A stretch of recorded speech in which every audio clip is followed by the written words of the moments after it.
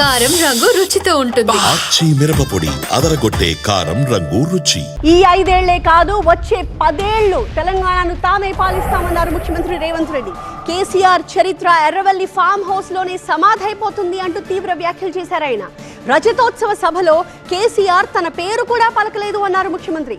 కేసీఆర్ తన పేరు ఎత్తలేదు అంటే అది కాంగ్రెస్ కార్యకర్తల బలమేనన్నారు ముఖ్యమంత్రి. తెలంగాణకు విలన్ నంబర్ 1 కాంగ్రెస్ పార్టీ అని మనవి చేస్తా ఉన్నా. ఈ కాంగ్రెస్ నయవంచక ప్రభుత్వం సంక్షేమంలో ఫెయిల్, మంచి నీళ్లలో ఫెయిల్, పొలాలకు నీళ్లు ఇవ్వడంలో సాగు నీళ్లలో ఫెయిల్, కరెంటు సరఫరాలో ఫెయిల్, రైతు బంధులో ఫెయిల్, విత్తనాలు ఎరువులు సరఫరాలో ఫెయిల్. రజతోత్సవ సభలో కాంగ్రెస్ పై కేసీఆర్ చేసిన విమర్శలను తప్పుబట్టారు తెలంగాణ ముఖ్యమంత్రి రేవంత్ రెడ్డి. కేసీఆర్ మొత్తం ప్రసంగంలో తన పేరు కూడా తీసుకోలేదన్నారు ఆయన.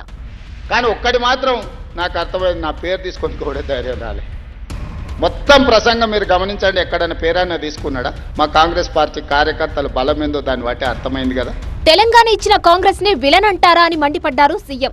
మొట్టమొదటి విలన్ తెలంగాణకు విలన్ కాంగ్రెస్ పార్టీ అని ఎంత పెద్ద మాట అది. తెలంగాణ ఇచ్చినందుకు విలన్ అయిందా?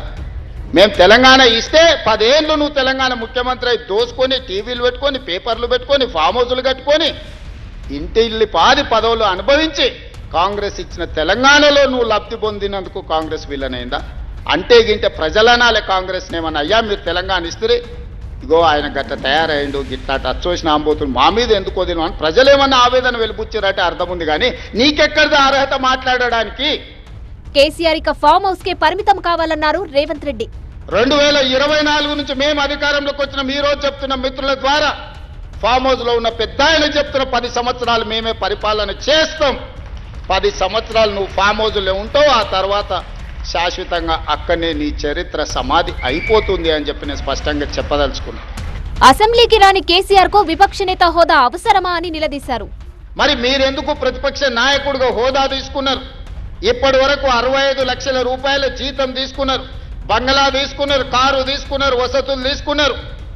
పోలీసుల పహారా మీకు కల్పించిన ప్రధాన ప్రతిపక్ష నాయకుడిగా మాజీ ముఖ్యమంత్రిగా అన్ని వసతులను అనుభవించకుండా ప్రతిపక్ష నాయకుడు పాత్ర పోషించకుండా మీరు ఫామ్ హౌస్లో ఎందుకు పడుకుంటున్నారని 4 కోట్ల తెలంగాణ ప్రజలు అడుగుతున్నారు. సమాధానం చెప్పాల్సిన బాధ్యత మీకు లేదా? ఆయన అంటే నేను రాను అసెంబ్లీలకు, మా పిల్లల్ని పంపించిన అంటారు. నేను ఆయన్ని అడుగుతున్నా, పిల్లల్ని పంపించడానికైతే మీరెందుకు ప్రతిపక్ష నాయకుడిగా ఉండాలి? మీరెందుకు పార్టీ అధ్యక్షుడిగా ఉండాలి? మీరెవరు సభకు రాని ప్రతిపక్ష నాయకుడు మమ్మల్ని ప్రశ్నించే నైతిక హక్కు మీకున్నదా? బీఆర్ఎస్ కు దమ్ముంటే బీఆర్ఎస్ కాంగ్రెస్ పాలనపై చర్చకు సిద్ధమా అని సవాల్ విసిరారు ముఖ్యమంత్రి. వారికి విజ్ఞప్తి చేస్తున్నా, కాళేశ్వరం మీద చర్చ చేద్దామా? ఉచిత బస్సు ఆడబిడ్డలకు ఇచ్చిన దాని మీద చర్చ చేద్దామా? రైతు రుణమాఫీ మీద చర్చ చేద్దామా? రైతు బంధు మీద చర్చ చేద్దామా? కాంగ్రెస్ పాలనలో ఏ పథకం ఆగిందో చెప్పాలన్నారు సీఎం రేవంత్ రెడ్డి. నేను అడుగుతున్నా మిమ్మల్ని, మేము చేసిన పథకాలన్నీ ఆగిపోయినాయని, ఏ పథకం ఆగిపోయిందని నేను అడుగుతున్నా. రైతు బంధు ఆగిపోయిందా? షాదీ ముబారక్ ఆగిపోయిందా? కళ్యాణ లక్ష్మి ఆగిపోయిందా? ఫీజు రియంబర్స్మెంట్ ఆగిపోయిందా? ఆరోగ్యశ్రీ ఆగిపోయిందా? ఉచిత కరెంట్ ఆగిపోయిందా? ఈ రాష్ట్రంలో ప్రజా పాలన ఎక్కడైనా ఆగిందా అని నేను అడుగుతున్నా.